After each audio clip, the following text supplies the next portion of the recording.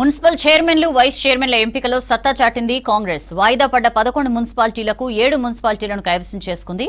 2 సీట్లను బీఆర్ఎస్ గెలుచుకుంది. కేతన్పల్లి, ఖానాపూర్ చైర్పర్సన్ల ఎంపిక వాయిదా పడింది. ఇబ్రహీంపట్నం అంశంలో కౌన్సిలర్ యాదగిరిని రేపు కోర్టులో హాజరుపరచనున్నారు పోలీసులు.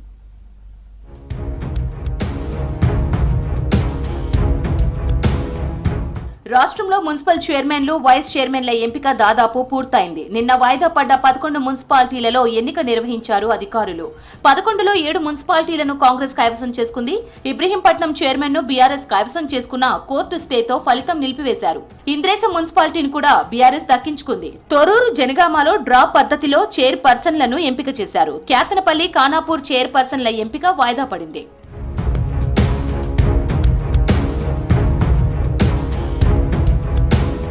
తొర్రూరు, జనగామ, జహీరాబాద్, కాగజ్ నగర్, ఇల్లందు, సుల్తానాబాద్ మున్సిపాలిటీలను దక్కించుకుంది అధికార పార్టీ.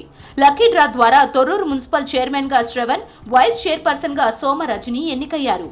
జనగామ చైర్మన్ గా బాలామణి ఎన్నికయ్యారు. జహీరాబాద్ చైర్మన్ గా యూనస్, వైస్ చైర్పర్సన్ గా శిరీష ఎన్నికయ్యారు. స్వతంత్ర అభ్యర్థి చివరి క్షణంలో కాంగ్రెస్ కు మద్దతు పలకడంతో చైర్మన్ పదవి హస్తానికి దక్కింది.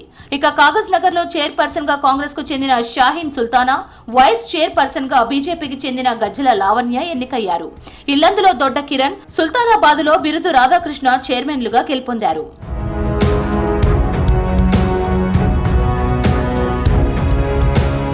కేతనపల్లిలో కాంగ్రెస్, బీఆర్ఎస్ మధ్య గొడవలు, ఘర్షణలతో మున్సిపల్ చైర్మన్ ఎన్నిక వాయిదా పడింది.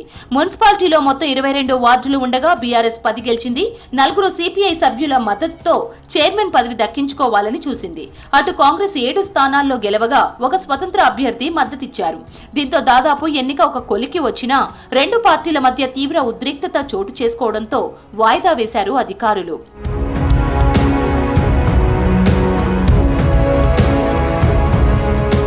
ఇబ్రహీంపట్నం మున్సిపాలిటీ పంచాయతీ హైకోర్టుకు చేరింది. 19వ వార్డు కౌన్సిలర్ ఆకుల యాదగిరిని కిడ్నాప్ చేశారంటూ కోర్టులో పిటిషన్ దాఖలైంది. రేపటిలోగా యాదగిరిని కోర్టులో హాజరుపరచాలని పోలీసులను ఆదేశించింది హైకోర్టు. అప్పటి వరకు చైర్మన్ ఎన్నికపై స్టే విధిస్తూ మధ్యంతర ఉత్తర్వులు జారీ చేసింది. చివరి నిమిషంలో హైకోర్టు స్టేతో చైర్మన్ ఎన్నిక ఆగిపోయింది. అయితే అనూహ్యంగా ఈ రోజు కౌన్సిల్లో ప్రత్యక్షమయ్యారు యాదగిరి. రేపు ఉదయం యాదగిరిని కోర్టులో హాజరుపరిచేందుకు ఏర్పాట్లు చేస్తున్నారు పోలీసులు.